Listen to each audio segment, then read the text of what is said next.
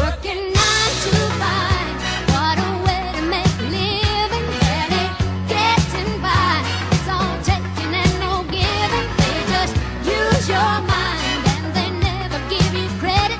It's enough to drive you crazy if you let it. 9 to 5 for sure. Hello everybody and welcome to my review of Deadpool 2, the latest film, I guess, in the X-Men series. It's not really an X-Men film, is it? But it's the sequel to the 2016 hit Deadpool, once again starring Ryan Reynolds, this time also starring Josh Brolin. So, Deadpool 2, wow. This film has been anticipated for quite a while. A lot of people have been looking forward to it, myself included. I recently put a review up of the original Deadpool film from 2016. So if you want to go and check that out, that's on my channel. So Deadpool 2, basically, the story of Deadpool 2 is that it basically continues after the first one. Deadpool and, well, Wade Wilson and Vanessa are going to have a baby. They're planning to start a family. By the way, full spoilers in the review. I'll put a notice up at the start.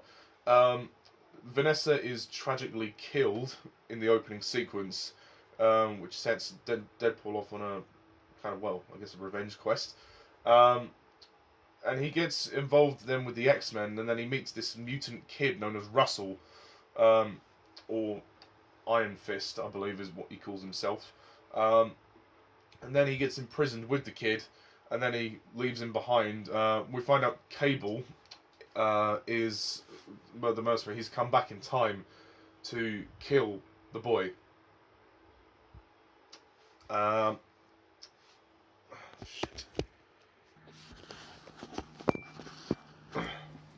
Sorry about that, folks. I was interrupted by the phone.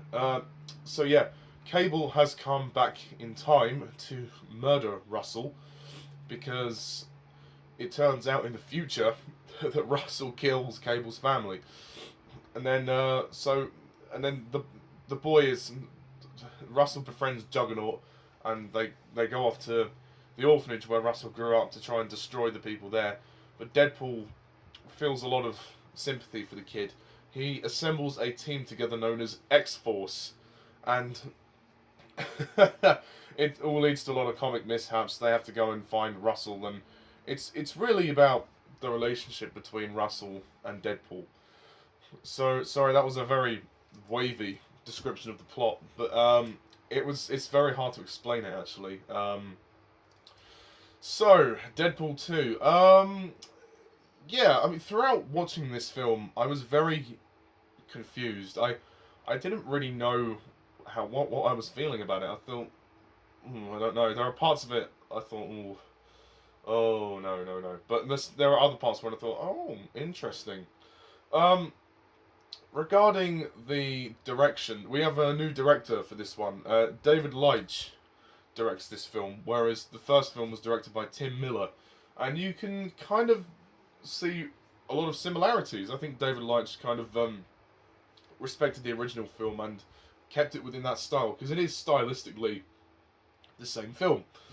It is it is done in the same style. When, you know, Deadpool is talking to the camera, it's an R-rated film. There's a lot of gore and stuff, and there's a lot in this film that is pretty much like the first one. So it is, fans of the first one will get to see a very similar film, which is what I like.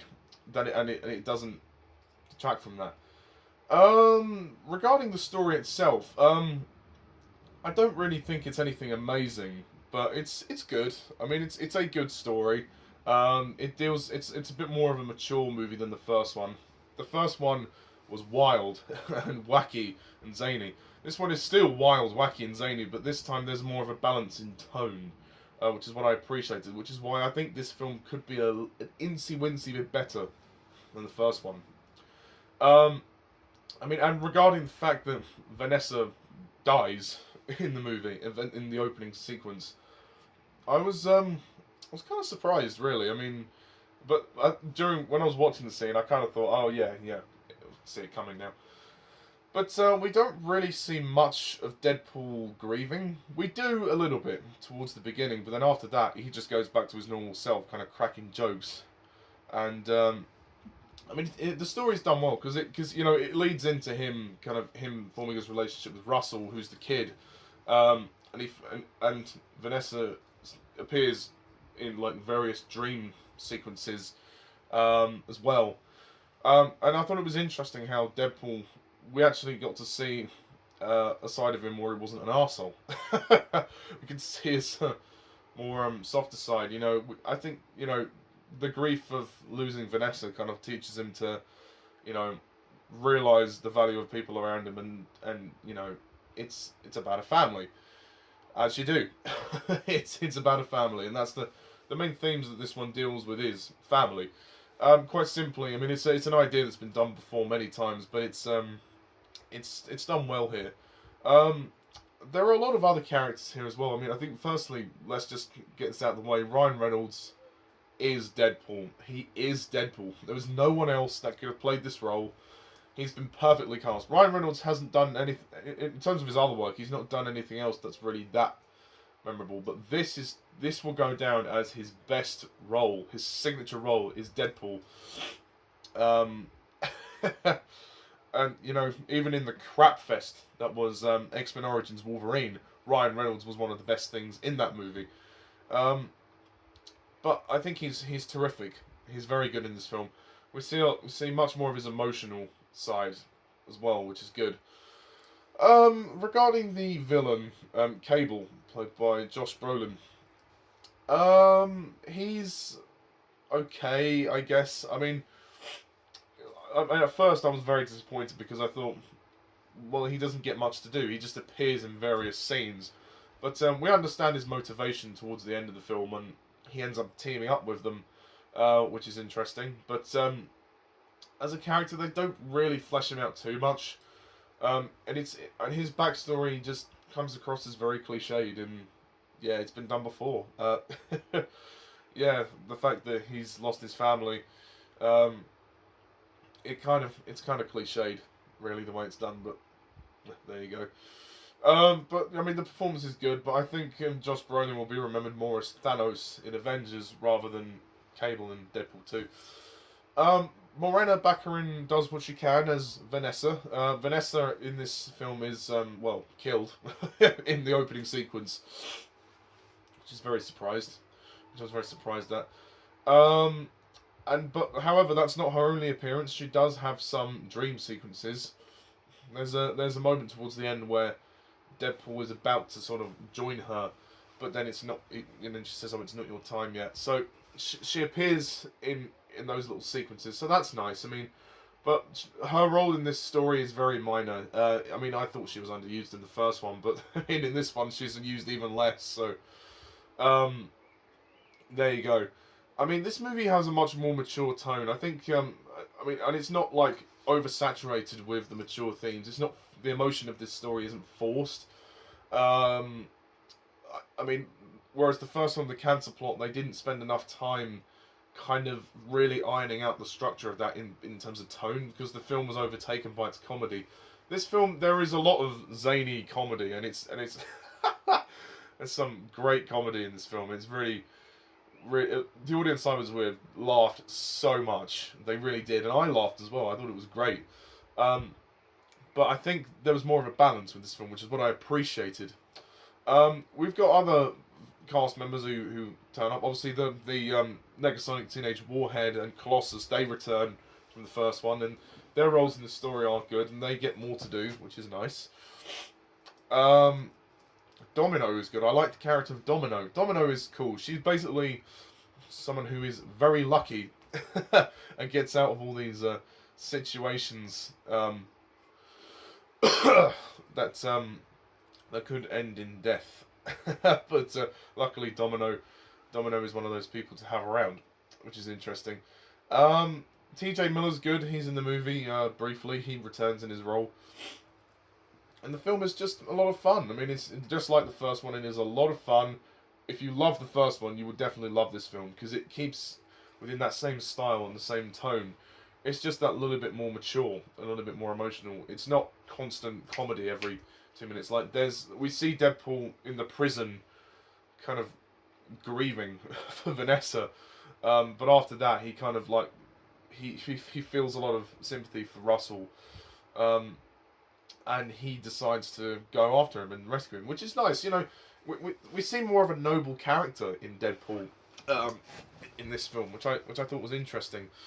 And the action of this movie is a lot of fun, very bloody and gory at times, but yeah, very good. I mean, Deadpool gets ripped apart in this film quite a lot, which is insane. I like the fact that they included Juggernaut in this film. I mean, it's not Vinnie Jones, thank God, from X-Men 3, but it's another guy. I think it's done through motion capture.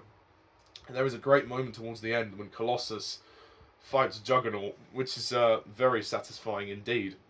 The music choices for this film are good. There's some great music choices. Oddly enough, during one of the sequences, they played Dolly Parton's 9 to 5, which is weird. As a lot of you know, if you see my recent videos, I've been wearing a t-shirt which says 9 to 5 on it. I was recently in a 9 to 5, the musical. I played a character in that, and that shirt I had was for promotional reasons.